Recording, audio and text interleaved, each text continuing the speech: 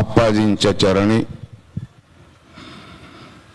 आणि पूज्य अमृतानंदजींच्या चरणी नतमस्तक होऊन आपल्या सर्वांना नमस्कार। माझ्याकडे 10 मिनिटं आहेत। मातृभाषा कन्नड असली तरी सुद्धा मराठीत थोडंसं बोलता येतं। मी आज एक छोटंसं उदाहरण काही सांगू इच्छितो। जीवनामध्ये अनेक चढ उतार येतात। आज मी 60 वर्ष पूर्ण झालेला माणूस आहे, पण 60 वर्ष झाले असं न म्हणता मी फक्त आता 16 वर्षाचा आहे आणि माझ्याकडे 44 वर्षाचा अनुभव आहे। म्हणजे मला सांगायचं की जीवनाकडे पाहण्याचा जो दृष्टिकोन आहे तो जर पॉझिटिव्ह असेल, सकारात्मक असेल तर जीवनामध्ये प्रगती आहे। शत्रू मित्र या सगळ्या गोष्टींचा आपण अनुभव पाहिलेला आहे। एक व्यक्ती आहे की जिचं नाव मी तुम्हाला आता सांगणार आहे। एकदा असं प्रवासामध्ये रेल्वे चाललेली आहे। रेल्वेमध्ये लोक बसले, रेल्वे चाललेला आहे, टीसी आलेले आहेत। टीसी सगळ्यांचे तिकीट चेक करतायत। प्रत्येक जण तिकीट दाखवला, पुढे गेला। त्या डब्यामध्ये टीसींचं लक्ष एका माणसाकडे गेलं। माणूस नसताना ती एक बालिका होती, सीटच्या खाली बसली होती। सीटच्या खाली बसली असताना टीसी त्या माणसाला विचारतात, त्या मुलीचं तिकीट कुठं आहे? तो म्हणतात, कोणती मुलगी? तुमच्या पायाखाली बसली ती मुलगी। माझ्या पायाखाली कोणी नाही, पण एक मुलगी खाली बसलेली। तेव्हा त्यांच्या लक्षात आलं, का रे ही मुलगी तू कुठं चाललीस? त्या मुलीला विचारलं तर ती म्हणते, मला माहित नाही मी कुठं चालले। मग रेल्वेत का आलीस? माझं कुणी नाही म्हणून मी आले, मला कुठं तरी जायचं आहे। मग तेवढ्या ती व्यक्ती काय म्हणते, या मुलीचं तिकीट काढा, जे काही दंड असेल ते मी भरतो आणि मी कुठपर्यंत जातो तिथपर्यंत तिला घेऊन जातो। घेऊन गेले। कालांतराने त्या मुलीला एका रिमांड होम मध्ये सोडलं।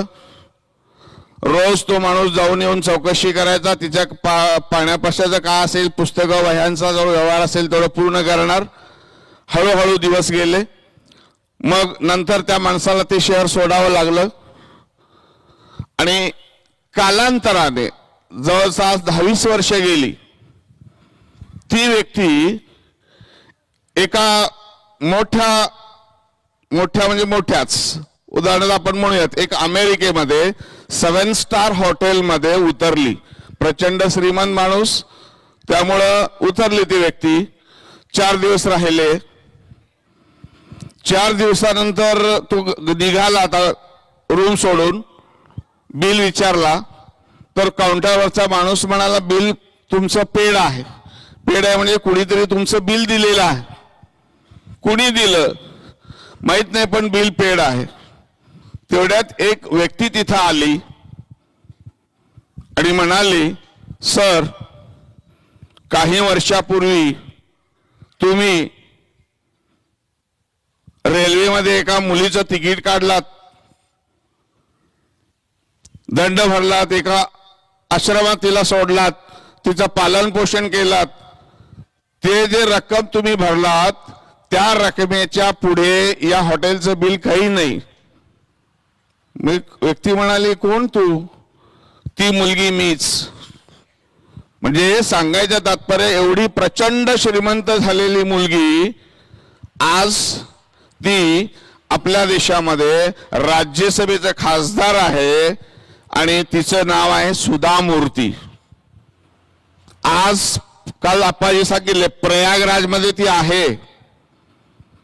750 कोटी संपत्तीची मालकीण आहे, पण ती एक साधी झोळी घेऊन आज तिथं उभी आहे। म्हणजे मला सांगायचं आहे की जर तुम्ही सकारात्मक राहिलात तर आपल्या जीवनामध्ये प्रगती आहे.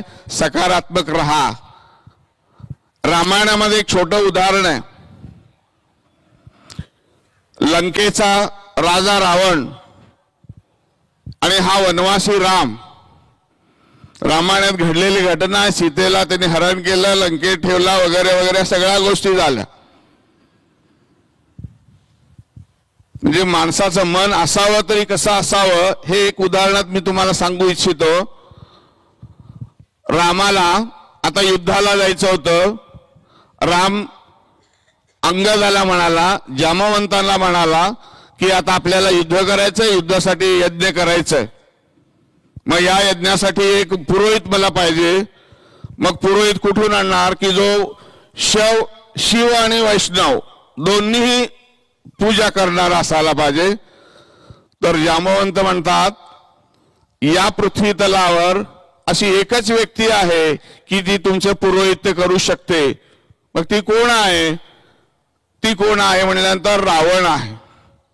ज्या रावणाशी युद्ध करायचंय त्या रावणाला यज्ञासाठी पुरोहित म्हणून बोलवणं हे कितपत योग्य आहे?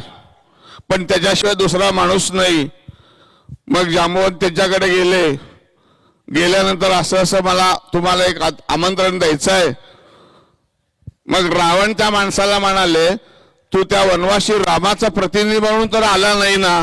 म्हणजे रावणाला सुद्धा माहित होतं की हे मला पुरोहितासाठी बोलवणार आहे. बोलवले. रावण एका क्षणात हो म्हणाला. ज्याच्या बरोबर युद्ध करायचंय त्याच्या बरोबर त्याचा पौरोहित्य करण्यासाठी जायचंय हा योग माझ्या एवढा कोणालाही मिळणार नाही. मग त्यांनी म्हणले पुरोहित्याला लागणारे सगळे साहित्य मी आणतो. रावणाने मेघराजाला आज्ञा दिली, अशोक वाटीत जा, सीतेला सांग उद्या सकाळी तुला तयार व्हायचंय. रावण पुढे आले. सगळ्या लोकांना तिथे बसलेल्या यज्ञामध्ये समोर उभा राहिले. रावणाच्या स्वागताला राम आणि लक्ष्मण गेले. राम लक्ष्मण गेले, स्वागत केले, त्यांना पुढे आणला, पुरोहित्य केले. रावण रामाला विचारतो, हे यज्ञ आहे आणि तू तर विवाहित आहेस, पत्नीशिवाय हे यज्ञ होत नाही, मग काय करायचा? राम म्हणला, माझी पत्नी तर इथे नाहीये, काळजी करू नकोस, तुझी पत्नी इथं आहे. मेघनाथाला आदेश दिला, सगळे साहित्य मी घेऊन येतो म्हणून सांगितलेले. मेघनाथ सीतेला उभं केले. यज्ञ झालं, पूर्ण यज्ञ पूर्ण केला. शत्रूचा यज्ञ पूर्ण करतो की जो ज्याच्याबरोबर युद्ध करणार आहे असा रावण. यज्ञ पूर्ण झाल्यानंतर रावण म्हणाला, यज्ञ पूर्ण झालेले, आता मी निघतो. राम म्हणाले, असं कसं होईल, तुम्ही थांबा. थांबल्यानंतर मग कसं थांबा, मला जायचंय, माझं काम आहे, मग तुमचं दक्षिणा तरी घेऊन जा. राम म्हणाले, मग रावण म्हणतात मला दक्षिणा नको आहे. मग दक्षिणेशिवाय यज्ञ अपुरा आहे. तेव्हा रावण रामाला म्हणतो, मी दक्षिणा मागतो, तू दे. काय मागणार? मला दक्षिणेमध्ये माझ्या अंत्यसमयी राम आणि लक्ष्मण तुम्ही दोघे माझ्या जवळ असायला पाहिजे. मी मरताना तुम्ही माझ्या जवळ पाहिजे. युद्ध झालं, राम जिंकले, रावण हारले. हारले म्हणण्यापेक्षा रावण गतप्राण झाले. रावण गतप्राण झाल्यानंतर जेव्हा मंदोदरी तिथं या युद्धभूमीमध्ये आले, सगळे असे स्मशान, शांतता, सगळे शव पडलेले. मंदोदरी शोधते की एवढा मोठा जगज्जेता रावण याला मारले कुणी, हे बघण्यासाठी सीतामाईला सांगून मंदोदरी तिथं आली. मंदोदरी पाहते तर लोक म्हणाले, तो तिथं बसला एक वनवासी राम की जो आपल्या राजाचा वध केला. मंदोदरी पुढे जाते. मंदोदरीची सावली रामच्या पायावर पडते. राम काडकन उठतो आणि म्हणतो, माते नमस्कार, एवढा भयान ठिकाणी तुम्ही कोण आहात, इथे आलात? ज्याचा तू वध केला त्या अभागी रावणाची मी पत्नी आहे. तात्पर्य मला असं सांगायचं आहे की अभागी रामाची मी पत्नी आहे, अभागी रावणाची मी पत्नी आहे. राम, तुझ्यात आणि माझ्या नवऱ्यामध्ये काय फरक आहे, किती अंतर आहे. एवढी विश्वसुंदरी असून सुद्धा माझ्या नवऱ्याचा मोह दुसऱ्याकडे गेला आणि तू कसा आहेस, केवळ सावली बघून उठून नमस्कार केला. एवढा मोठा फरक तुझ्यात आणि रामात. शत्रू असला तरी अगदीच मित्रत्वाच्या नात्याने शत्रू असा. जीवनामध्ये पॉझिटिव्ह राहा आणि आयुष्यात जर तुम्ही सकारात्मक राहिलात तर आपलं जीवन योग्य आहे, सदृढ आहे आणि माणूस जीवनामध्ये आनंदात राहा, हसत खेळत राहा आणि जेवढं तुम्हाला तुमच्या जीवनामध्ये शक्य आहे तेवढं सकारात्मक राहा. एवढे 2 शब्द मी बोलतो आणि माझ्या वाणीला विराम देतो. मला बोलायला संधी दिली याबद्दल मी संयोजकांचा आभार मानतो. धन्यवाद. ಪೂಜ್ಯರಿಗೆ ಮತ್ತು ತಮಗೆಲ್ಲರಿಗೂ ನಮಸ್ಕಾರಗಳು.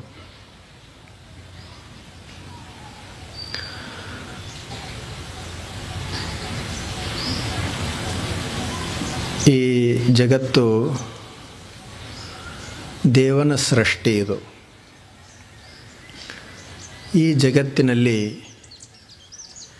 ಯಾವುದಕ್ಕೂ ಕೊರತೆ ಇಲ್ಲ. ದೇವನೇ ಇದನ್ನು ಸೃಷ್ಟಿ ಮಾಡಿರುವಾಗ ಕೊರತೆಗಳಿರುವುದು ಹೇಗೆ? ಎಷ್ಟು ವಿಶಾಲವಾದಂಥ ಜಗತ್ತದ, ಎಷ್ಟು ವೈವಿಧ್ಯಮಯವಾದ ಜಗತ್ತದ. ಇಂಥ ಜಗತ್ತಿನಲ್ಲಿ ನಮಗೆ ದೇವರು 100 ವರ್ಷ ಬದುಕುವಂಥ ಅವಕಾಶವನ್ನು ಕೊಟ್ಟಿದ್ದ. ನಾವು ನಮ್ಮ ಜೀವನವನ್ನು ಶ್ರೀಮಂತಗೊಳಿಸುವುದು, ಸಮೃದ್ಧಗೊಳಿಸುವುದು ನಮ್ಮ ಬದುಕಿನ ಉದ್ದೇಶ. ನಮ್ಮ ಬದುಕು ಯಾವಾಗ ಸಮೃದ್ಧ ಆಗ್ತದಂದ್ರೆ ಬದುಕಿನಲ್ಲಿ ಹೆಚ್ಚು ಸಮಾಧಾನ, ಶಾಂತಿ ತುಂಬಬೇಕು. ನಾವು ಎಷ್ಟು ಗಳಿಸ್ತೀವಿ ಬಹಳ ಮಹತ್ವದಲ್ಲ, ನಾವು ಎಷ್ಟು ಶಾಂತಿಯನ್ನು ಅನುಭವಿಸ್ತೀವಿ ಅದು ಬಹಳ ಮಹತ್ವದ್ದು. ಆದ್ದರಿಂದ ಶಾಂತಿಯನ್ನು ನಮ್ಮ ಜೀವನದಲ್ಲಿ ನಾವು ತುಂಬಬೇಕು. ಅದು ಬದುಕಿನ ಪರಮ ಗುರಿ, ಬದುಕಿನ ಅಂತಿಮ ಧ್ಯೇಯ ಸಮಾಧಾನವನ್ನು ಅನುಭವಿಸೋದು. ಅದನ್ನೇ ಋಷಿಗಳು ಹೇಳಿದರು. ನಾವು ಶಾಂತಿಯನ್ನು ಅನುಭವಿಸಬೇಕಾದ್ರೆ ಏನು ಮಾಡಬೇಕು ಅಂತ. ನಮ್ಮದು ಎಲ್ಲರದು ಇಚ್ಛೆ ಅದ, ನಮ್ಮ ಜೀವನದಲ್ಲಿ ಶಾಂತಿ ಇರಬೇಕು, ನಾವು ಹೆಚ್ಚು ಸಮಾಧಾನವನ್ನು ಹೊಂದಬೇಕು ಅಂತ ಪ್ರತಿಯೊಬ್ಬ ಮನುಷ್ಯ ಬಯಸ್ತಾನೆ. ಆದರೂ ಸಹಿತ ಕೆಲವು ಸಲ ನಮ್ಮ ಜೀವನದಲ್ಲಿ ಅಶಾಂತಿ ತುಂಬಿಬಿಡ್ತದೆ.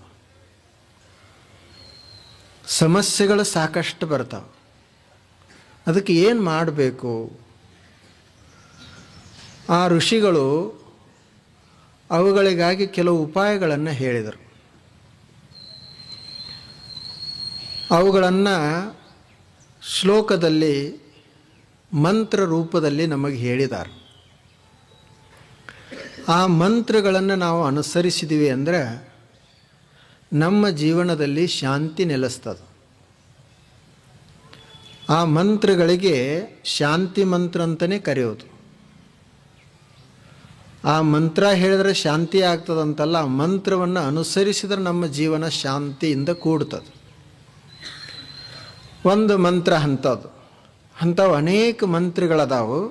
ಅದರಲ್ಲಿ ಒಂದು ಮಂತ್ರ, ಓಂ ಭದ್ರಂ ಕರ್ಣೇಭಿಃ ಶೃಣುಯಾಮ ದೇವಾಃ ಭದ್ರಂ ಪಶ್ಯೇಮಾಕ್ಷಭಿರ್ಯಜತ್ರಾಃ ಸ್ಥಿರೈಃ ಅಂಗೈಃ ಸ್ತುಷ್ಟುವಾಂಸಃ ಸಸ್ತನೂಭಿಃ ವ್ಯಸೇಮ ದೇವಹಿತಂ ಯದಾಯುಃ ಸ್ವಸ್ತಿ ನ ಇಂದ್ರೋ ವೃದ್ಧಶ್ರವಾಃ ಸ್ವಸ್ತಿ ನ ಪೂಷಾ ವಿಶ್ವವೇದಾಃ ಸ್ವಸ್ತಿ ನಸ್ತಾರ್ಕ್ಷೋ ಅರಿಷ್ಟನೇಮಿಃ ಸ್ವಸ್ತಿ ನೋ ಬೃಹಸ್ಪತಿರ್ದದಾತು ಓಂ ಶಾಂತಿ ಶಾಂತಿ ಶಾಂತಿ. ಇದು ಒಂದು ಮಂತ್ರ. ಇದರದ್ದು ಕನ್ನಡ ಅರ್ಥ ಏನು ಅಂದ್ರೆ, ಯಾವಾಗ ಶಾಂತಿ ದೊರೀತದ, ನಾವು ಏನನ್ನು ಮಾಡಬೇಕಾಗ್ಯದ ಅದನ್ನು ಅವರು ಹೇಳಿದ್ದಾರೆ. ಸರಳವಾಗಿ ಕನ್ನಡದಾಗ ನೋಡುವುದಾದ್ರೆ, ಓಂ ಓಂ ಅಂತೂ ಅದು ದೇವನ ಒಂದು ಸೂಚಕ ಶಬ್ದ, ಅದು ಮಂಗಲವಾಚಕ. ಓಂ ಅದಕ್ಕೆ ಅಕ್ಷರ ಅಂತ ಕರೀತಾರೆ, ಅದಕ್ಕೆ ನಾಶ ಇಲ್ಲ. ಆ ಪರಮಾತ್ಮನ ಸೂಚಿಸುವಂಥ ಒಂದು ಶಬ್ದ ಓಂ, ಪರಮಾತ್ಮನೇ ಅಂತ ಹೇಳಿದಂಗೆ. ಭದ್ರಂ ಕರ್ಣೇಭಿಃ ಶೃಣುಯಾಮ ದೇವಾಃ. ದೇವನೇ, ನಮ್ಮ ಕಿವಿಗಳಿಂದ ನಾವು ಒಳ್ಳೆಯದನ್ನು ಕೇಳುವಂಗ ಆಗಲಿ. ಇದು ಮೊದಲನೇ ವಾಕ್ಯ. ನೋಡ್ರಿ ಅವ್ರದ್ದು ಏನು ಪ್ರಾರ್ಥನೆ ಅದ. ಭದ್ರಂ, ಭದ್ರಂ ಅಂದ್ರೆ ಮಂಗಲವಾದದ್ದು, ಭದ್ರಂ ಅಂದ್ರೆ ಶುಭವಾದದ್ದು, ಒಳ್ಳೆಯದನ್ನು. ಶೃಣುಯಾಮ ದೇವಾಹ, ನಮ್ಮ ಕಿವಿಗಳಿಂದ ನಾವು ಒಳ್ಳೆಯದನ್ನು ಕೇಳುವಂತೆ ಆಗಲಿ. ಒಳ್ಳೆಯದನ್ನು ಕೇಳುವುದರಿಂದ ಶಾಂತಿ ಉಂಟಾಗ್ತದೆ. ಭದ್ರಂ ಕರ್ಣೇಭಿಃ, ಕರ್ಣೇಭಿಃ ಅಂದರೆ ಕಿವಿಗಳಿಂದ. ಭದ್ರಂ ಕರ್ಣೇಭಿಃ ಶೃಣುಯಾಮ ದೇವಾಃ. ಭದ್ರಂ ಪಶ್ಯೇಮಾಕ್ಷಭಿಃ, ಅಕ್ಷಭಿಃ ಅಂದರೆ ಕಣ್ಣುಗಳಿಂದ ಮಂಗಲವಾದದ್ದನ್ನು ನೋಡುವಂಗಾಗಲಿ. ಇದು ಎರಡನೇದು. ಮೊದಲನೆಯದು ಒಳ್ಳೆಯದನ್ನು ಕೇಳುವಂತೆ ಆಗಲಿ, ಒಳ್ಳೆಯದನ್ನು ಮಂಗಲವಾದದ್ದನ್ನು ನೋಡುವಂಗಾಗಲಿ. ಆನಂತರ ಸ್ಥಿರೈಃ ಅಂಗೈಃ ಸ್ತುಷ್ಟುವಾಂಸಃ, ನಂದೇನೊಂದು ಶರೀರದ ಇದು ಆರೋಗ್ಯವಾಗಿರಲಿ. ಸ್ಥಿರೈಃ ಅಂಗೈಃ, ಮತ್ತು ಈ ಶರೀರದ ಅವಯವಗಳು ಇಂದ್ರಿಯಗಳು ಎಲ್ಲವೂ ಸದೃಢವಾಗಿರಲಿ, ಸಶಕ್ತವಾಗಿರಲಿ. ಮೂರನೆಯದದು. ಆನಂತರ ನನ್ನ ಜೀವನ ಒಂದು ಪೂಜೆಯಂತೆ ಆಗಬೇಕು, ಒಂದು ಯಜ್ಞ ಅಂತೆ ಆಗಬೇಕು. ಒಂದು ಪೂಜೆ, ಒಂದು ಯಜ್ಞ ಎಷ್ಟು ಪವಿತ್ರವಾಗಿರ್ತದೆ ಅಷ್ಟು ಪವಿತ್ರ ಜೀವನ ನಂದಿರಬೇಕು. ಆ ಬಳಿಕ ಅವರು ಕೊನೆಗೆ ಹೇಳ್ತಾರ, ಯದ ಆಯುಹು, ನನಗೆ ಎಷ್ಟು ವರ್ಷದ ಆಯುಷ್ಯ ಅದ, ಆ ಎಲ್ಲ ಆಯುಷ್ಯ ದೇವಹಿತಂ ಯದಾಯುಹು, ದೇವಹಿತ ಒಳ್ಳೆಯ ಕೆಲಸಗಳಿಗಾಗಿ ವಿನಿಯೋಗವಾಗಲಿ ಅಂತ. ನೀನು ಇಷ್ಟು ಮಾಡಿದಿ ಅಂತಂದರೆ ನಾವು ಶಾಂತಿಯನ್ನು ಅನುಭವಿಸ್ತೀವಿ. ನಮಗೆ ಮಳೆ ಅನುಕೂಲ ಆಗಿರಲಿ, ನಮಗೆ ಸೂರ್ಯ ಆಶೀರ್ವಾದ ಮಾಡಲಿ, ನಮಗೆ ಚಂದ್ರನ ಅನುಗ್ರಹ ಇರಲಿ ಅಂತ ಅವರು ಪ್ರಾರ್ಥನೆಯನ್ನು ಮಾಡಿದರು. ನೋಡ್ರಿ ಎಷ್ಟು ಚಂದ ಪ್ರಾರ್ಥನೆ ಅದು. ನಾವು ದೇವರಿಗೆ ಏನಾದರೂ ಕೇಳೋದಿತ್ತು ಅಂದರೆ ಸಾಕಷ್ಟು ಏನೇನೋ ಕೇಳ್ತೀವಿ. ಆದರೆ ಇಲ್ಲಿ ಅವರು ಕೇಳ್ತಾ ಇದ್ದಾರೆ, ನನ್ನ ಕಣ್ಣುಗಳು ಒಳ್ಳೆಯದನ್ನು ನೋಡುವಂಗಾಗಲಿ, ನನ್ನ ಕಿವಿಗಳು ಒಳ್ಳೆಯದನ್ನು ಕೇಳುವಂತೆ ಮಾಡು, ನನಗೇನು ಶರೀರ ಕೊಟ್ಟದೆ ಆ ಶರೀರ ಗಟ್ಟಿಯಾಗಿ ಸದೃಢವಾಗಿರಬೇಕು, ನಾನು ಬದುಕಿರುವವರೆಗೆ ಅವಯವಗಳೆಲ್ಲ ಇಂದ್ರಿಯಗಳೆಲ್ಲವೂ ಸಶಕ್ತವಾಗಿರಬೇಕು, ಆನಂತರ ನನ್ನ ಆಯುಷ್ಯವೆಲ್ಲ ಒಳ್ಳೆಯ ಕೆಲಸಕ್ಕಾಗಿ ವಿನಿಯೋಗ ಆಗಲಿ. ಇದು ಶಾಂತಿ ಮಂತ್ರ. ನಾವು ಇಷ್ಟು ಮಾಡಿದ್ದೀವಿ ಅಂತಂದ್ರೆ ಯಾಕೆ ಶಾಂತಿ ನೆಲೆಸುವುದಿಲ್ಲ ಹೇಳಿ ನೋಡೋಣ. ಸಮಸ್ಯೆಗಳಂತೂ ಎಲ್ಲರ ಜೀವನದಲ್ಲಿ ಇದ್ದೇ ಇರ್ತಾವೆ. ಸಮಸ್ಯೆಗಳು ಇರಲಾರ್ದಂಥ ಮನುಷ್ಯನೇ ಇಲ್ಲ. ಯಾರ್ಯಾರ ಜೀವಂತವಾಗಿ ಅದಾರ ಅವ್ರಿಗೆಲ್ಲರಿಗೂ ಸಮಸ್ಯೆಗಳು ಅದಾವೆ. ಅವರು ದೇವರೇ ಇರಲಿ, ಮಹಾತ್ಮರೇ ಇರಲಿ, ಸಾಮಾನ್ಯ ಜನರೇ ಇರಲಿ, ಎಲ್ಲರಿಗೂ ಸಮಸ್ಯೆಗಳು ಇರುವೆ. ಸಮಸ್ಯೆಗಳು ಮತ್ತು ಇವತ್ತು ಮುಗಿತಾವ ನಾಳೆ ಮುಗಿತಾವ ಅಂತ ಹೀಗೇನಿಲ್ಲ. ನಾವು ಎಲ್ಲಿಯವರೆಗೆ ಜೀವಂತವಾಗಿರ್ತೀವಿ ಅಲ್ಲಿ ತನಕ ಇರ್ತಾವೆ. ಯಾರಿಗೆ ಹಣದ ಸಮಸ್ಯೆ ಇರ್ತದ, ಯಾರಿಗೆ ಹಣ ಇರ್ತದ, ಅವ್ರ ಮನೆಯಲ್ಲಿ ಕೌಟುಂಬಿಕ ಸಮಸ್ಯೆ ಇರ್ತದ, ಯಾರಿಗೆ ಮಾನ ಮರ್ಯಾದೆಯ ಸಮಸ್ಯೆಗಳಿರ್ತಾವೆ, ಅಧಿಕಾರದ ಸಮಸ್ಯೆ ಇರ್ತದೆ, ಯಾರಿಗೆ ಇಲ್ಲ ಹೇಳಿ ನೋಡೋಣ ತೊಂದರೆಗಳು ಕಷ್ಟಗಳು. ಶಿವ, ನಾವು ಯಾರನ್ನ ಆರಾಧನೆ ಮಾಡ್ತೀವಿ ಶಿವ, ಅಂಥ ಶಿವನಿಗೂ ಸಹಿತ ಸಮಸ್ಯೆಗಳಿದ್ದು ಅವ ತನ್ನ ಹೆಂಡತಿಯನ್ನು ಹೊತ್ತುಕೊಂಡು ಇಡೀ ದೇಶವನ್ನೆಲ್ಲ ಸುತ್ತಬೇಕಾಯ್ತು, ಸ್ಮಶಾನವನ್ನು ಕಾಯ್ದ. ರಾಮನನ್ನು ನಾವು ಭಜಿಸ್ತೀವಿ, ಅಂಥ ರಾಮನಿಗೂ ಸಹಿತ ಎಷ್ಟು ಕಷ್ಟಗಳು ಎಷ್ಟು ಸಮಸ್ಯೆಗಳು. 14 ವರ್ಷ ವನವಾಸ. ಅವರಿಗೆ ಯಾಕೆ ಕಷ್ಟಗಳು ಬಂದಾವು ಅಂತ ಯಾಕೆ ತೋರಿಸಿದ್ರು ಅಂದ್ರೆ, ದೇವರಿಗೆ ಕಷ್ಟಗಳು ಬಿಟ್ಟಿಲ್ಲ, ಇನ್ನು ನೀನು ದೇವನ ಭಕ್ತನಾಗಿ ನಿನಗೆ ಹೆಂಗೆ ಬಿಡ್ತಾವಂತ ಅದಕ್ಕೆ ಹೇಳೋದಕ್ಕಾಗಿ ತೋರಿಸ್ಯಾರ. ಆ ಎಲ್ಲ ಸಮಸ್ಯೆಗಳು ಇರುವೆ, ಅವುಗಳ ಮಧ್ಯದಲ್ಲಿ ನಾವು ನಿಶ್ಚಿಂತವಾಗಿ ಬದುಕಬೇಕು. ನಾವು ನದಿಯಲ್ಲಿ ಈಸಬೇಕಾದ್ರೆ ಅಥವಾ ಸಮುದ್ರದಲ್ಲಿ ಈಸಬೇಕಾದ್ರೆ ಎಲ್ಲ ತೆರೆಗಳು ಶಾಂತ ಆಗಲಿ ಆನಂತರ ಈಸ್ತೀವಿ ಅಂತಂದ್ರೆ ಅವು ಎಂದೂ ಈಸುವುದನ್ನೇ ಇಲ್ಲ. ತೆರೆಗಳೆಂದರೆ ಶಾಂತ ಆಗ್ತಾವೇನು? ಒಂದಾದ ನಂತರ ಒಂದು ತೆರೆ ಹೇಳ್ತಾನೆ ಇರ್ತದೆ. ನಾವು ತೆರೆಗಳ ಮಧ್ಯದಲ್ಲೇ ಈಸಬೇಕು.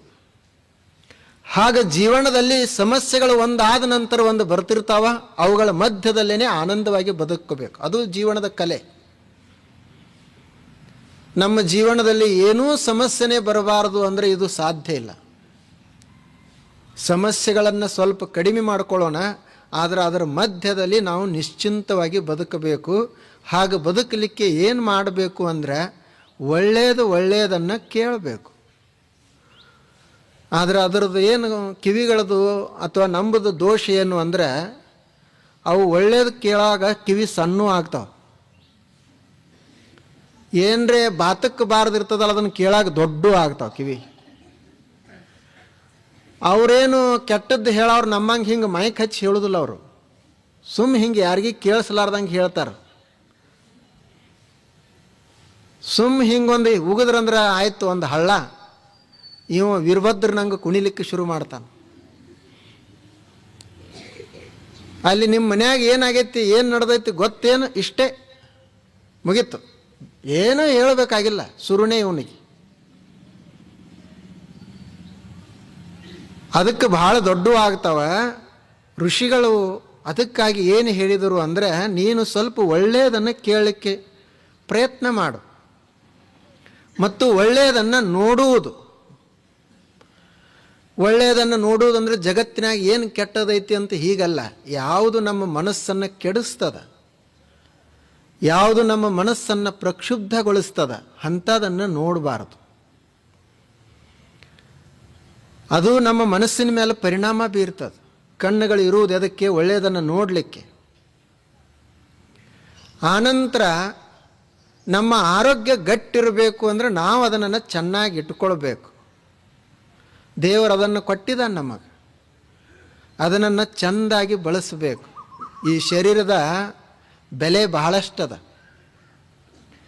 ಜೀವನ ಇರುವುದನ್ನೇ, ಈ ಜೀವನ ಅನುಭವಿಸಬೇಕಾದ್ರೆ ಶರೀರ ಬೇಕಲ್ಲ, ಜೀವನ ಬೇಕಲ್ಲ. ಅದೇ ಇರಲಿಲ್ಲ ಅಂದರೆ ಅನುಭವಿಸುವುದೇನು? ಅದಕ್ಕಾಗಿ ಅದನ್ನು ಶಿಸ್ತಾಗಿ ಇಟ್ಕೊಳ್ಬೇಕು.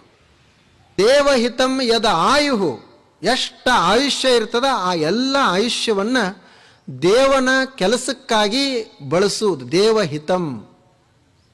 ದೇವಹಿತ ಅಂದರೆ ಒಳ್ಳೆಯ ಒಳ್ಳೆಯ ಕೆಲಸಗಳನ್ನು ಮಾಡುವುದು. ಅವೆಲ್ಲ ದೇವಹಿತನೇ. ಬರೀ ದೇವರ ಸ್ಥಾನಕ್ಕೆ ಗುಡಿಗೆ ಹೋಗುವುದು ಅಷ್ಟೇ ದೇವರ ಕೆಲಸ ಅಂತಲ್ಲ. ಒಂದು ಗಿಡ ಹಚ್ಚಿದ್ವಿ, ದೇವಹಿತಂ. ಒಂದು ಗಿಡಕ್ಕೆ ಒಂದಿಷ್ಟು ನೀರು ಹಾಕಿದ್ವಿ, ದೇವಹಿತಂ. ಪ್ರಾಣಿ ಪಕ್ಷಿಗಳಿಗೆ ಒಂದಿಷ್ಟು ಸಹಾಯ ಮಾಡಿದ್ವಿ, ಪಕ್ಷಿಗಳಿಗೆ ಒಂದು 4 ಕಾಳು ಹಾಕಿದ್ವಿ, ಅದೇ ದೇವಹಿತ. ದೇವ ಕಾರ್ಯ ಅದು. ಯಾರೋ ಒಬ್ಬ ಬಡವ ಮನುಷ್ಯ ಇರ್ತಾನೆ, ಅವನಿಗೊಂದಿಷ್ಟು ಕೊಟ್ಟಿವಿ, ಅದೇ ದೇವ ಕಾರ್ಯ. ಭಾಳ ಜನ ಕೇಳ್ತಾರಲ್ಲ, ನಮ್ಮ ಜೀವನದಲ್ಲಿ ಸಮಸ್ಯೆಗಳು ತೊಂದರೆಗಳು ಕಷ್ಟಗಳು ಬಹಳಷ್ಟು ಇರ್ತಾವ. ಅವುಗಳನ್ನು ನಾವು ಕಡಿಮೆ ಮಾಡ್ಕೊಳ್ಳೋದು ಹೆಂಗೆ? ಕಡಿಮೆ ಮಾಡಲಿಕ್ಕೆ ಸಾಧನ ಏನು ಅಂದ್ರೆ, ನಾವೇನು ಕೆಲಸ ಮಾಡಿರ್ತೀವಿ, ಕರ್ಮ ಮಾಡಿರ್ತೀವಿ, ಆ ಕರ್ಮದ ಒಂದು ರೂಪನೇ ಇದು. ನಾವು ಈಗೇನು ಅನುಭವಿಸ್ತೀವಿ ಅದು ನಮ್ಮ ಕರ್ಮದೇ ಒಂದು ಫಲ. ಅದು ನಾವು ಮಾಡಿದಂಥ ಕರ್ಮನೇ ನಮಗೆ ದೇಹ ಆಗಿ ಬಂದದ್ದು. ನಾವು ಮಾಡಿರುವಂಥ ಕರ್ಮನೇ ನಮಗೆ ಆಯುಷ್ಯವಾಗಿ ಬಂದದ್ದು. ನಾವು ಮಾಡಿರುವಂಥ ಕರ್ಮನೇ ನಮಗೆ ಮಕ್ಕಳಾಗಿ ಬರ್ತಾರೆ, ನಮ್ಮ ಬಂಧುಗಳಾಗಿ ಬರ್ತಾರೆ. ನಾವು ಮಾಡಿರುವಂಥ ಕರ್ಮನೇ ನಮಗೆ ಗೌರವವಾಗಿ ಬರ್ತದೆ, ಸನ್ಮಾನ ಆಗಿ ಬರ್ತದೆ. ನಾವು ಮಾಡಿರುವಂಥ ಕರ್ಮ ನಾವು ಅನುಭವಿಸಬೇಕಲ್ಲ ಅದನ್ನು. ನಾವು ಬೇವಿನ ಗಿಡ ಬೆಳೆಸಿ ಮಾವಿನ ಹಣ್ಣು ಸಿಗಲಿ ಅಂತಂದರೆ ಎಂದೂ ಸಾಧ್ಯ ಇಲ್ಲ. ಅದನ್ನೇ ಹಿರಿಯರು ಹಳ್ಳಿ ಜನ ಏನು ಹೇಳಿದರು, ಮಾಡಿದುಣ್ಣೋ ಮಾರಾಯ ಅಂತ ಹೇಳಿದರು. ನೀ ಏನು ಮಾಡ್ತಿ ಅದನ್ನು ಉಣಬೇಕು. ಎಲ್ಲರದು ಕಸಿದುಕೊಂಡು ನಾವು ಮಾಡಿದ್ದೀವಿ ಅಂತಂದ್ರೆ ನಾಳೆ ನಮ್ಮದು ಕಸಿದುಕೊಳ್ತಾರೆ. ಈಗ ನಾವು ಬರೀ ಮ್ಯಾಲಷ್ಟೇ ಸಮಾಧಾನ ನೋಡಿದ್ವಿ ಅಂತಂದರೆ ಆಗಂಗಿಲ್ಲ, ಮ್ಯಾಲ ಆಗಂಗಿಲ್ಲ. ನಾವು ಬೀಜ ಯಾವುದು ಬಿತ್ತೇವೆ ಅನ್ನೋದು ಬೇಕಲ್ಲ. ಮ್ಯಾಲ ಈಗ ನಮಗೆ ಕಷ್ಟಗಳದಾವ, ಈಗ ನಮಗೆ ಸಮಸ್ಯೆಗಳದಾವ. ಅದಕ್ಕೆ ಏನು ಪರಿಹಾರ ಅಂದರೆ, ಈಗಿನ ತುರ್ತು ಪರಿಹಾರ ಏನು ಅದಕ್ಕೆ? ಮತ್ತೆ ನಾವು ಚಲೋ ಕೆಲಸ ಮಾಡಬೇಕು. ಇವು ಎಂದೂ ಒಂದು ಕೆಲಸನೂ ಚಲೋ ಅಂತದ ಮಾಡಲಾರ್ದಂಥ ಮನುಷ್ಯ ಇನ್ನು ನನಗೆ ಆರಾಮಿರಲಿ, ಆನಂದ ಇರಲಿ ಅಂತ ಬಯಸ್ತಿದ್ದ ಅಂತಂದರೆ ಹೇಗೆ ಸಾಧ್ಯ ಅದ ಹೇಳ್ರಿ ನೋಡೋಣ? ಹೇಗೆ ಸಾಧ್ಯ ಅದ? ನಮ್ಮ ಮನಸ್ಸಿನ ಒಂದು ಗುಣ ಹೇಗದ ಅಂದರೆ, ನಾವು ಸಮುದ್ರದಲ್ಲಿ ಅಥವಾ ನದಿಯರೇ ಇನ್ನೂ ಹರಿತಿರ್ತದ, ಸಮುದ್ರ ಇರ್ತದಲ್ಲ, ಸಮುದ್ರದಾಗ ಏನಾರೇ ಹಿಂಗೆ ಚೆಲ್ಲಿದೀವಿ ಅಂದ್ರೆ ಅದು ಸಮುದ್ರ ತನ್ನೊಳಗೆ ಇಟ್ಕೊಡೋದಿಲ್ಲ, ಹೊರಗೆ ಚೆಲ್ತದ. ಅದ ನಾನು ಕಸ ಹಾಕಿದೀವಿ ಅಂದ್ರೂ ಕಸ ಹೊರಗೆ ಬರ್ತದ, ಹೂವು ಹಾಕಿದೀವಿ ಅಂದ್ರೂ ಹೂವು ಹೊರಗೆ ಬರ್ತಾವ. ಹಾಗೆ ನಮ್ಮ ಮನಸ್ಸು ಹೆಂಗದ, ನಮ್ಮ ದೇಹ ಹೆಂಗೈತಿ ಅಂದ್ರೆ, ಈ ದೇಹನೂ 75% ನೀರೇ ಅದ. ಮನಸ್ಸಂತೂ ನೀರಿಂದೇ ಒಂದು ಅಂಶ ಅದ. ಈ ಮನಸ್ಸಿನಾಗ ನಾವು ಏನು ಹಾಕ್ತೀವಿ ಅದೇ ನಮ್ಮ ಕೈಗಳ ಮುಖಾಂತರ ಹೊರಗೆ ಬರ್ತದೆ. ಈ ಮನಸ್ಸಿನಾಗ ನಾವು ಏನು ಹಾಕ್ತೀವಿ ಅದೇ ನಮ್ಮ ಕಣ್ಣುಗಳ ಮುಖಾಂತರ, ನಮ್ಮ ಬಾಯಿ ಮುಖಾಂತರ ಹೊರಗೆ ಬರ್ತದೆ. ನಾವು ಈ ಮನಸ್ಸಿನಾಗ ಕಸ ಹಾಕಿ ನಮ್ಮ ಕೈಯಿಂದ ಹೂ ಬರಲಿ ಅಂತಂದರೆ ಎಂದೂ ಬರಂಗಿಲ್ಲ. ಯಾಕಂದ್ರೆ ಇದು ನೀರಿನ ಅಂಶ, ಅದು ತನ್ನ ಒಳಗೆ ಏನೂ ಇಟ್ಟುಕೊಳ್ಳೋದಿಲ್ಲ. ಒಳಗೆ ಏನು ಹಾಕ್ತೀವಿ ಅದನ್ನು ಹೊರಗೆ ಹಾಕ್ತದೆ. ಇನ್ನು ನಾವು ಈ ಜನ್ಮದಲ್ಲಿ ಸುಖವಾಗಿರಬೇಕು ಅಂದರೆ ನಮ್ಮ ಮನಸ್ಸಿನಾಗ ಒಳ್ಳೆಯದನ್ನು ಹಾಕಬೇಕು. ಮತ್ತು ಬರೇ ಇದು ಒಂದೇ ಜನ್ಮ ಅಂತಲ್ಲ, ಮುಂದಿನ ಜನ್ಮ ಅನ್ನೋದು ನಮಗೆ ಇತ್ತು ಅಂದ್ರೆ ಮುಂದಿನ ಜನ್ಮದಲ್ಲಿನೂ ಸಹಿತ ನಾವು ಸಂತೋಷವಾಗಿರಬೇಕಾಗಿತ್ತಂದ್ರೆ ಈ ನಮ್ಮ ಮನಸ್ಸಿನಾಗ ಒಳ್ಳೆಯದನ್ನು ನಾವು ತುಂಬಬೇಕು. ಅದು ಹೊರಗೆ ಹಾಕುವುದಷ್ಟೇ ಅದರ ಕೆಲಸ. ಬಹಳಷ್ಟು ಸರಳ ಸಾಧನ ಅದ, ಇದರಲ್ಲಿ ಏನೂ ಕಠಿಣಿಲ್ಲ. ಆದರೆ ನಾವು ಮಾಡಬೇಕಾಗಿತ್ತು ಅಷ್ಟೆ. ಅದನ್ನೇ ಋಷಿಗಳು ಹೇಳಿದರು, ದೇವಹಿತಂ ಯದ ಆಯು ವ್ಯಯಂ, ಎಲ್ಲ ಆಯುಷ್ಯವೆಲ್ಲ ದೇವ ಕಾರ್ಯಗಳಿಗಾಗಿ ವ್ಯಯವಾಗಲಿ ಅಂತ. ಮತ್ತು ನಾವು ನಮಗಾಗಿ ಮಾಡ್ತೀವಿ, ಅದು ದೇವಹಿತ ಅಲ್ಲೇನು ಅಂಥೇಳಿ ನಮಗಾಗಿ ಮಾಡಿದ್ರೂ ನಾವು ಒಳ್ಳೆಯ ಕೆಲಸಗಳನ್ನು ಮಾಡಿದ್ದೀವಿ ಅಂದರೆ ಅದು ದೇವಹಿತನೇ. ನಾವು ಒಳ್ಳೆಯ ರೀತಿ ಒಕ್ಕಲ್ತನ ಮಾಡೋಣ, ಅದು ದೇವ ಕಾರ್ಯನೇ. ಒಳ್ಳೆಯ ರೀತಿಯಿಂದ ವ್ಯಾಪಾರ ಮಾಡೋಣ, ಉದ್ಯೋಗ ಮಾಡೋಣ, ನೌಕರಿ ಮಾಡೋಣ, ಅದೆಲ್ಲ ದೇವ ಕಾರ್ಯನೇ. ಈಗ ನಮ್ಮದಿದು ಹೇಳುವುದದ, ಇದು ಒಂದು ದೇವ ಕಾರ್ಯವೇ. ನೀವು ಕೇಳ್ತಾ ಇದ್ದರೆ ಇದು ಒಂದು ದೇವ ಕಾರ್ಯವೇ. ನಮ್ಮ ಮನಸ್ಸನ್ನು ಶುದ್ಧವಾಗಿಟ್ಟುಕೊಂಡು ನಾವು ಮಾಡ್ತಾ ಇದ್ದೀವಿ ಅಂದರೆ ಅದು ದೇವ ಕಾರ್ಯನೇ. ಇದರಲ್ಲೇನೂ ಆಸೆ ಇಲ್ಲ, ಆಮಿಷ ಇಲ್ಲ, ಲಾಭದ ಪ್ರಶ್ನೆನೇ ಇಲ್ಲ. ಸಂತೋಷಕ್ಕಾಗಿ ಮಾಡುವುದದ, ಸಮಾಧಾನಕ್ಕಾಗಿ ಮಾಡುವುದದು. ಅದನ್ನು ಅವರು ಋಷಿಗಳು ಹೇಳಿದರು, ಭದ್ರಂ ಕರ್ಣೇಭಿಶೃಣುಯಾಮ ದೇವಾಹ ಭದ್ರಂ ಪಶ್ಯೇಮಾಕ್ಷಭಿರ್ಯಜತ್ರಾಹ ಸ್ಥಿರೈಃ ಅಂಗೈಃ ಸ್ತುಷ್ಟುವಾಂಸಃ ಸಸ್ತನೂಭಿಃ ವ್ಯಶೇಮ ದೇವಹಿತಂ ಯದಾಯುಃ ಸ್ವಸ್ತಿನ ಇಂದ್ರೋ ವೃದ್ಧಶ್ರವಾಹ. ಇಂದ್ರ ಅಂದ್ರೆ ಮಳೆ, ಮಳೆ ನಮಗೆ ಅನುಕೂಲ ಮಾಡಲಿ ಅಂತ. ಹಾಗೆ ಎಲ್ಲ ದೇವತೆಗಳು ನಮ್ಮ ಮೇಲೆ ಅನುಗ್ರಹ ಮಾಡಲಿ ಅಂತ ಅವರು ಕೇಳ್ಕೊಂಡಿದ್ದಾರೆ. ಇದು ಶಾಂತಿ. ಶಾಂತಿಯನ್ನು ಅನುಭವಿಸಬೇಕು. ಈ ಜಗತ್ತಿನಲ್ಲಿ ಕೊರತೆಯನ್ನು ಕಾಣಬಾರದು. ನಮಗೆ ಮನೆ ಸಣ್ಣದಿರಬಹುದು, ನಾವು ವಾಸಿಸುವಂಥ ಮನೆ ಸಣ್ಣದಿರಬಹುದು, ನಮ್ಮ ಹತ್ತಿರ ಹಣ ಬಹಳ ಕಡಿಮೆ ಇರಬಹುದು, ಆದರೆ ಈ ಜಗತ್ತು ಬಹಳ ವಿಶಾಲ ಅದ. ಜಗತ್ತಿಗೆ ಸೀಮೆನೇ ಇಲ್ಲ. ಅಷ್ಟು ಅದ್ಭುತ ಜಗತ್ತಿನಲ್ಲಿ ನಾವು ಹುಟ್ಟಿರುವುದರಿಂದ ಯಾಕೆ ಚಿಂತೆ ಮಾಡಬೇಕು ಮನುಷ್ಯ? ನಮ್ಮ ಮನೆ ಎಂಥದ್ದು ಅನ್ಬೇಕು? ನಮ್ಮ ಮನೆ ಒಂದದ, ಅದು ಬಯಲ ಮನೆ. ಎಲ್ಲರೂ ಮನೆಗಳು ಕಟ್ಟಿರೋ ಎಷ್ಟು ಕಟ್ತಾರ? 100 ಅಂಕಣ 200 ಅಂಕಣ 1 ಎಕರೆ ಕಟ್ಟ್ಯಾರ ಭಾಳ. ಆದ್ರೆ ನಮ್ಮದು ಇದೊಂದು ಮನೆ ಅದ, ಈ ಮನೆಗೆ ಕಂಬನ ಇಲ್ಲ. ಅವರೆಲ್ಲ ಮನ್ಯಾಗ ಲೈಟ್ ಹಾಕಿ ಅಂಥ ಲೈಟ್ ಹಾಕೀವಿ ಇಂಥ ಲೈಟ್ ಹಾಕೀವಿ ಅಂತ ಹೇಳ್ತಾರೆ. ನಮ್ಮದು ನೋಡ್ರಿ ಲೈಟ, ಸೂರ್ಯ ಬಂದೀಗ, ಸೂರ್ಯಪ್ರಕಾಶ, ರಾತ್ರಿ ಚಂದ್ರನ ಬೆಳಕ, ಇಡೀ ವಿಶ್ವ ಎಲ್ಲ ಬೆಳಗ್ತಾ ಇರ್ತದೆ. ಮಂದ ಬೆಳಕ ತಂಪು ಕೊಡ್ತದೆ. ಆನಂತರ ಅವರೆಲ್ಲ ಮನ್ಯಾಗೆಲ್ಲ ಇಂಟೀರಿಯರ್ ಡಿಸೈನ್ ಮಾಡಿಸಿರ್ತಾರೆ. ಹೀಗೊಂದು 10 ಫೂಟ್ ಮಾಡಿಸಿರಂದ್ರೆ ಎಷ್ಟೋ ಖರ್ಚು ಮಾಡ್ತಾರೆ. ನಮ್ಮ ಮನೆಯೊಳಗೆ ನೋಡ್ರಿ ಎಲ್ಲ ಇಂಟೀರಿಯರ್ ಡಿಸೈನ್ ಹಸಿರೇ ಹಸಿರದ. ಮನೆಯೊಳಗಿಂದನೇ ನದಿಗಳು ಹರಿತಾವ, ಹಳ್ಳಗಳು ಹರಿತಾವ. ಇಲ್ಲೇನು ಎ ಸಿ ಕೂಡಿಸೋದು ಅವಶ್ಯಕತೆನೇ ಇಲ್ಲ, ಸ್ವಚ್ಛ ಹವಾ. ಅವರೆಲ್ಲರೂ ಎ ಸಿ ಕೂಡಿಸ್ತಾರ. ಆದರೆ ಎ ಸಿ ಇದು ಹೊರಗಿನ ಹವಾನ ಇರಲಿಲ್ಲ ಅಂದರೆ ಎ ಸಿ ತೊಗೊಂಡು ಏನು ಮಾಡೋದು? ಗಾಳಿ ಅದ, ಇದು ಇದ್ರೇ ಮುಂದೆ ಎ ಸಿ ನಡೆಯೋದು. ಅವರೊಂದು 10 by 10 ಒಂದು ದೊಡ್ಡದೊಂದು ಬಾತ್ರೂಮ್ ಮಾಡಿ ದೊಡ್ಡ ಶಾವರ್ ಕೂಡಿಸಿ ನಾವು ಅಂಥ ಬಾತ್ರೂಮ್ದಲ್ಲಿ ಸ್ನಾನ ಮಾಡ್ತೀವಿ ಅಂತ ಹೇಳ್ತಾರೆ. ನಮ್ಮದು ಎಂಥ ಶಾವರ್ ನೋಡ್ರಿ, ಮ್ಯಾಲಿಂದ ಬೀಳ್ತದೆ ನೀರ. ಈ ಶಾವರ್ ಎಂಥದ್ದು? ಏನೂ ಚಿಂತೆ ಮಾಡೋ ಅವಶ್ಯಕತೆ ಏನೂ ಇಲ್ಲ. ಇಂಥ ದೇವರ ಮನೆಯೊಳಗೆ ನಾವು ಇರುವುದು, ಬಯಲ ಮನೆಯಲ್ಲಿ ವಾಸಿಸುವುದು, ಆ ಭಾವನೆ ಬರಬೇಕು ಮನುಷ್ಯನಿಗೆ. ಬರೇ ನಾನು ಗಳಿಸಿಲ್ಲ, ಬರೀ ಎನಿಸ್ಕೊಂತ ಕೂತ ಇವತ್ತು ಕೋಟಿ ಆಯಿತು, ನಾಳೆ ಅಷ್ಟಾಯಿತು ಇಷ್ಟಾಯಿತು ಲೆಕ್ಕ ಹಾಕೋದೇ ಬಂತು. ಮುಂದೆ ಸಮಾಧಾನ ಸಂತೋಷ ಪಡುವುದು ಯಾವಾಗ? ಬರೀ ಎನಿಸೋದೇ ಆಯಿತು. ಸಮಾಧಾನವನ್ನು ಅನುಭವಿಸುವುದು ಯಾವಾಗ? ಶಾಂತಿಯನ್ನು ಅನುಭವಿಸುವುದು ಯಾವಾಗ? ಮಾಡಿ ಮೃಗಗಳಿಗೆ ಅಂಜಿದೊಡೆ ಎಂತಯ್ಯ, ಸಮುದ್ರದ ದಡದಲ್ಲೊಂದು ಮನೆ ಮಾಡಿ ನೆರೆ ತೊರೆಗಳಿಗೆ ಅಂಜಿದೊಡೆ ಎಂತಯ್ಯ, ಸಂತಿ ಒಳಗ ಒಂದು ಮನೆ ಮಾಡಿ ಶಬ್ದಕ್ಕೆ ನಾಚಿದೊಡೆ ಎಂತಯ್ಯ, ಲೋಕದೊಳಗೆ ಹುಟ್ಟಿದ ಬಳಿಕ ಸ್ತುತಿ ನಿಂದೆ ಬಂದಡೆ ಕೋಪವ ತಾಳದೆ ಸಮಾಧಾನಿಯಾಗಿರಬೇಕು. ಬೆಟ್ಟದ ಮೇಲೆ ಮನಿ ಮಾಡಿದವರು ಎಂದರೆ ಮೃಗಗಳಿಗೆ ಅನ್ಸುತ್ತಾರೆ ಏನವರು?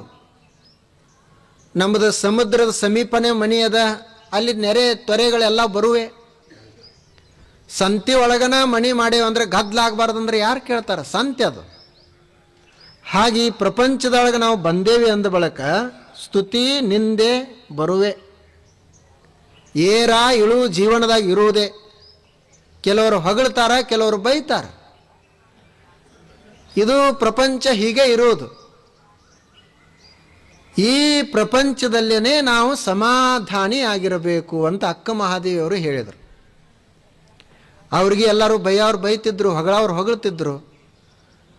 ಸಣ್ಣ ಹೆಣ್ಮಗಳು ಮನೆ ಬಿಟ್ಟು ಹೋದಳು, ಆಕೆಗೆ ಜೀವನ ಮಾಡಕ್ಕೆ ಬರೋದಿಲ್ಲ, ಹೋಗ್ಯಾಳ ಅಂತ ಕೆಲವರು ಅಂತಿದ್ರು. ಕೆಲವರು ಎಂಥ ಧೀರ ಹೆಣ್ಮಗಳು, ದೇವನಿಗಾಗಿ ಇಡೀ ಪ್ರಪಂಚವನ್ನೇ ತ್ಯಾಗ ಮಾಡಿದಳು ಅಂತ ಹೊಗಳ್ತಿದ್ರು. ಕೆಲವರು ಬೈತಿದ್ರು. ಹಾಗೇ ಜೀವನ ಇರುವುದು. ನಮಗೂ ಕೆಲವರು ಬೈತಿರ್ತಾರ, ಹೊಗಳ್ತಿರ್ತಾರ. ಅವುಗಳ ಎಲ್ಲದರ ಮಧ್ಯದಲ್ಲಿ ಸಮಾಧಾನಿ ಆಗಿರಬೇಕು.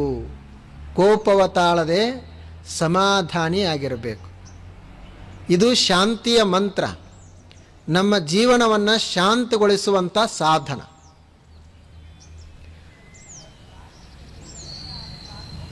ಏನು ಋಷಿಗಳು ಪ್ರಾರ್ಥನೆಯನ್ನು ಮಾಡಿದರು ಅದನ್ನು ನಮ್ಮ ಜೀವನದಲ್ಲಿ ಸ್ವಲ್ಪ ನಾವು ಅದನ್ನು ಅಳವಡಿಸಿಕೊಳ್ಳೋಣ.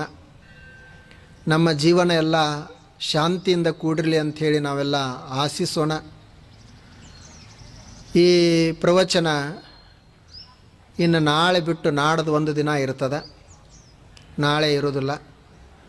ನಾಳೆ ಗಣರಾಜ್ಯೋತ್ಸವ ಇರೋದ್ರಿಂದ ಇಲ್ಲೆಲ್ಲ ಮಕ್ಕಳ ಕಾರ್ಯಕ್ರಮ ಇರ್ತದೆ. ನೀವು ಎಲ್ಲರೂ ಆ ಮಕ್ಕಳ ಕಾರ್ಯಕ್ರಮವನ್ನು ನೋಡಲಿಕ್ಕೆ ಬರ್ರಿ.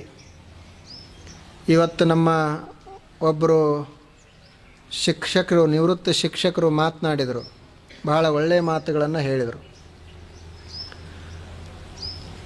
ಅವರು ರಾಷ್ಟ್ರ ಪುರಸ್ಕಾರವನ್ನು ಪಡೆದಾರು ಅಂತ ಕೇಳಿದ್ವಿ ನಾವು, ಭಾಳ ಸಂತೋಷ ಆಯಿತು.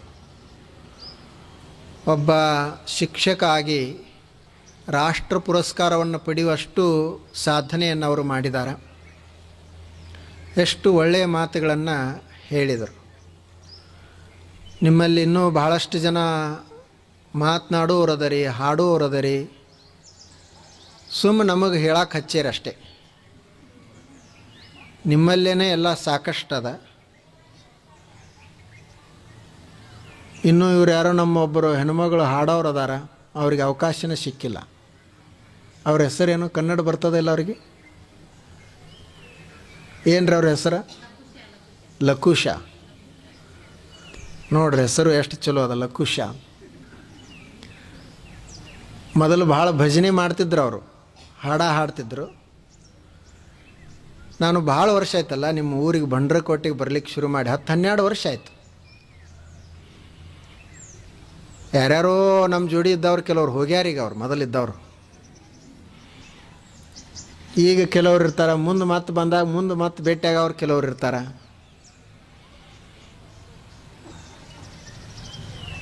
ನಾಳೆ ಒಂದು ಭಜನೆಯನ್ನು ಮಾಡಿರಿ. ಅಂತಿಮ ಸತ್ಯ ಮುಗಿದ ನಂತರ ನಿಮ್ಮದೊಂದು ಹಾಡವನ್ನು, ಮರಾಠಿಯೋ ಅಥವಾ ಕನ್ನಡೋ ಒಂದು ಹಾಡವನ್ನು ಹಾಡಿ, ವಿದ್ಯಾರ್ಥಿಗಳು ಹಾಡಿದ್ದಾರೆ ಈಗಾಗಲೇ.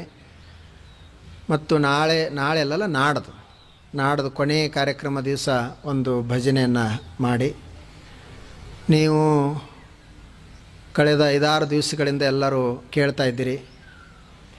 ಇದೆಲ್ಲ ಬೆಳಗಿನ ಜಾವದ ಸತ್ಸಂಗ, ಆದರೂ ಸಹಿತ ತಾವೆಲ್ಲ ಎಷ್ಟು ಆಸಕ್ತಿಯಿಂದ ಬರ್ತೀರಿ, ಭಾಳ ಸಂತೋಷ. ಇನ್ನು ಕೊನೆಗೆ ಒಂದು ದಿವಸ ನಾವೆಲ್ಲ ಕೂಡಿ ಆಧ್ಯಾತ್ಮಿಕ ಚಿಂತನೆಯನ್ನು ಮಾಡೋಣ. ಅನೇಕ ವಿಷಯಗಳು ನಾವೆಲ್ಲ ಹಾಗೆ ಕೇಳ್ತಾನೆ ಇರ್ತೀವಿ, ಆದರೆ ಅದರ ಮಧ್ಯದಲ್ಲಿ ನಮ್ಮ ಋಷಿಗಳದ್ದು ಏನದ ಅಲ್ಲ, ಅವು ಭಾಳ ಮಹತ್ವದ್ದು. ಶಾಂತಿ ಮಂತ್ರ, ಶಾಂತಿ ಶಾಂತಿ ಶಾಂತಿ ಅಂತ ಕೊನೆಗೆ ಹೇಳಿದ್ರು ಅವರು. ನನಗೂ ಶಾಂತಿ ಆಗಲಿ, ನಿಮಗೂ ಶಾಂತಿ ಆಗಲಿ, ಎಲ್ಲರಿಗೂ ಶಾಂತಿ ಆಗಲಿ. ಮನೆಯೊಳಗೆ ಸಮಾಧಾನನೇ ಇರಲಿಲ್ಲ ಅಂದರೆ ಏನೂ ಇಲ್ಲ. ಎಷ್ಟು ಹಪಹಪಿ ಐತಿ ಅಂತಾರೆ. ಕೂತ್ರ ಸಮಾಧಾನ ಇಲ್ಲ, ನಿಂತ್ರ ಸಮಾಧಾನ ಇಲ್ಲ, ಓಡಾಡ್ತದ. ಒಂದು ದಿವಸ ಕೊನೆಗೆ ಹೋಗಿಬಿಡ್ತದೆ, ಮುಗೀತು. ಹೋರಾಟ ಮಾಡಿ ಒಂದು ದಿವಸ ಹೋಗೋದು. ಅದಕ್ಕಾಗಿ ನಾವು ಇರೋ ತನ ಎಷ್ಟು ದಿವಸ ಇರ್ತೀವೋ ಅಷ್ಟು ದಿವಸ ಆನಂದದಿಂದ, ಸಂತೋಷದಿಂದ ಜೀವನ ಸಾಗಿಸಬೇಕು. ನಮ್ಮ ಜೀವನ ನಮಗೆ ಯಾರಿಗೂ ಬೇಜಾರಂತ ಆಗಬಾರ್ದು. ಎಷ್ಟು ಇನ್ನೂ ಬದುಕಬೇಕು ಅನ್ನೋ ಹಂಗೆ ಇರಬೇಕು. ಎಲ್ಲ ಹಂತದಲ್ಲಿನೂ ನೀವ ಹೊತ್ತಿಪ್ಪ ವೇಷದಲ್ಲಿ ತತ್ವವ ತಿಳಿದು ನೋಡಿರನ್ನ ಅಂತ ಹೇಳಿದ್ದಾರೆ ಶರಣರು. ಎಲ್ಲರನ್ನ ಒಂದೇ ರೀತಿ ಮಾಡುವುದಲ್ಲ, ಜಗತ್ತು ಹೀಗೆ ವೈವಿಧ್ಯಪೂರ್ಣ ಇರಬೇಕು. ನಿಮಗೆ ಹೆಂಗೆ ಬೇಕು ಹಾಗೆ ಇರಬೇಕು, ನನಗೆ ಹೆಂಗೆ ಬೇಕು ನಾ ಹಂಗಿರಬೇಕು. ನೀವೆಲ್ಲರೂ ನನ್ನಂಗೆ ಆಗಬಾರ್ದು, ನಾ ನಿಮ್ಮಂಗೆ ಆಗಬಾರ್ದು. ಜಗತ್ತಿನಲ್ಲಿ ಎಲ್ಲರನ್ನೂ ಒಂದೇ ರೀತಿ ಮಾಡಿದೆ ಅಂದರೆ ಅದಕ್ಕೇನು ಸೌಂದರ್ಯ ಇಲ್ಲ. ಎಲ್ಲರೂ ಬೇರೆ ಬೇರೆ ಅದ ಅಂತ ಸಂತೋಷ ಅದ. ಮತ್ತು ಯಾವಾಗಲೂ ಬರೀ ತಂಡು ಒಂದಾಯ್ತೇನು? ತಂಡಿ ಮುಗಿದ ನಂತರ ಇನ್ನು ಬಿಸಿಲು ಬರ್ತದ, ಮಳೆ ಬರ್ತದ, 3 ಕಾಲಗಳದಾವ ಅಂತ ಚಲೋ ಅದ. ಹಂಗೆ ನಮ್ಮ ಜೀವನದಲ್ಲಿನೂ 3 ಕಾಲಗಳಿರ್ತಾವೆ. ಸ್ವಲ್ಪ ಎಲ್ಲ ಹಣಪಣ ಗೋಳೆ ಆಯ್ತಂದ್ರೆ ಈಗ ಮಳೆಗಾಲ ಐತೆ ಅಂತ ತಿಳ್ಕೊಳ್ಳೋದು. ಸ್ವಲ್ಪ ಎಲ್ಲ ಅನಾನುಕೂಲತೆ ಆಯಿತು ಅಂದ್ರೆ ತೊಂದರೆ, ಹಣ ಅದು ಇದು ಹೋಯ್ತು ಅಂದರೆ ಈಗ ಬ್ಯಾಸಿಗೆ ಕಾಲ ನಡೆದೈತಿ, ತಣ್ಣಗಿರೂ ಆರಾಮಂತ. ಎಲ್ಲ ಸ್ವಲ್ಪ ಇರ್ತದ, ಒಂದೊಂದು ಸಲ ತಂಡು ಇರ್ತದ, ಅದೊಂದು ಮಜಾ ಇರ್ತದೆ. ಇವು 3 ಕಾಲ ಎಲ್ಲರ ಜೀವನದಾಗ ಇರ್ತಾವೆ.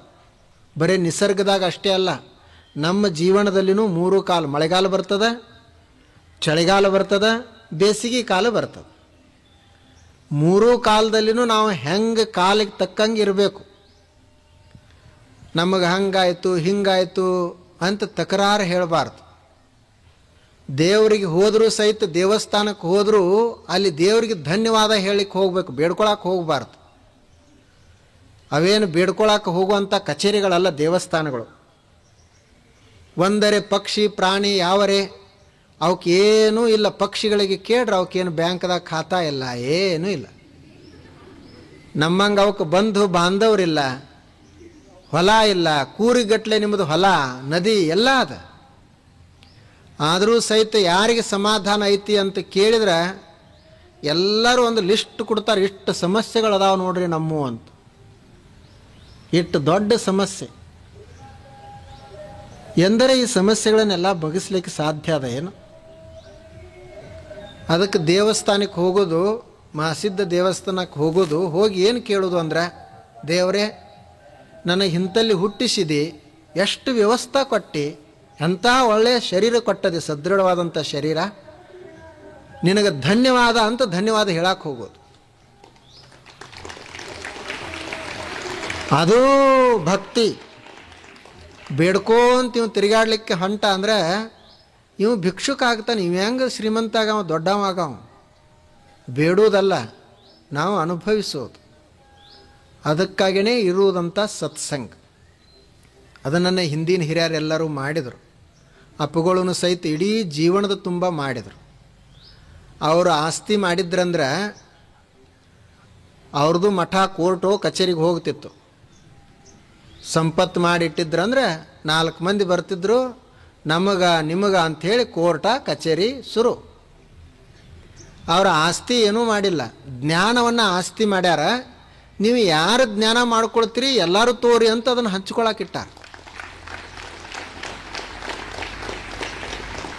ತುಕಾರಾಮ್ ಮಹಾರಾಜರು ಏನೂ ಆಸ್ತಿ ಮಾಡಲಿಲ್ಲ, ಅವರು ಜ್ಞಾನವನ್ನು ಕೊಟ್ಟರು, ಭಕ್ತಿಯನ್ನು ಕೊಟ್ಟರು. ನೀವು ಯಾರ್ಯಾರಿಗೆ ಭಕ್ತಿಯ ವಾರಸುದಾರ ಆಗ್ತೀರಿ ಆಗ್ರಿ, ಭಕ್ತಿ ಮಾಡ್ರಿ ವಾರಸುದಾರ ಆಗ್ರಿ, ಜ್ಞಾನ ಮಾಡ್ರಿ ವಾರಸುದಾರ ಆಗ್ರಿ.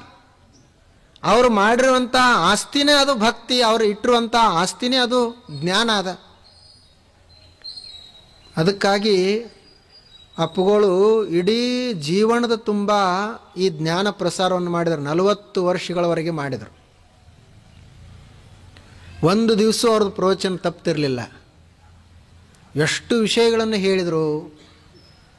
ಬರೀ ನಾವೀಗ ದಿನಾಲು ಒಂದು ಕೇಳ್ಕೊತ ಹೋದರೂ ಮತ್ತಿನ್ನು ನಮಗೆ 40 ವರ್ಷ ಹಿಡಿತದೆ, ಅದರ ನಮ್ಮ ಜೀವನನ ಮುಗಿತದೆ. ಅಷ್ಟ ಜ್ಞಾನವನ್ನು ಕೊಟ್ಟು ಹೋದರು. ಎಂಥ ಸರಳ ಜೀವನವನ್ನು ಸಾಗಿಸಿದರು. ಯಾರಿಗೂ ಭಾರ ಆಗಲಿಲ್ಲ. ಎಂದೂ ಸಹಿತ ಒಂದು ಸಣ್ಣ ಆಸೆ ಸಹಿತ ಮಾಡಲಿಲ್ಲ. ನಿಜವಾದ ಸಂತ ಜೀವನವನ್ನು ಸಾಗಿಸಿದರು. ನಾವೆಲ್ಲ ಹಿಂದೆ ಋಷಿಗಳು, ಶರಣರು, ಸಂತರು ಹೆಂಗಿರ್ತಿದ್ರು ಅಂತ ಕೇಳ್ತಿದ್ವಿ, ಓದ್ತಿದ್ದೀವಲ್ಲ. ನಾವು ಅವ್ರನ್ನೆಲ್ಲ ಕಣ್ಣಾರೆ ಕಂಡೀವಿ. ಅವ್ರ ಜೀವನನೇ ಒಂದು ಉಪದೇಶ ಇತ್ತು. ಮಾತನಾಡುವುದೇನು ಉಪದೇಶ ಅಲ್ಲ, ಜೀವನನೇ ಒಂದು ಉಪದೇಶ, ಜೀವನವೇ ಒಂದು ಸಂದೇಶ.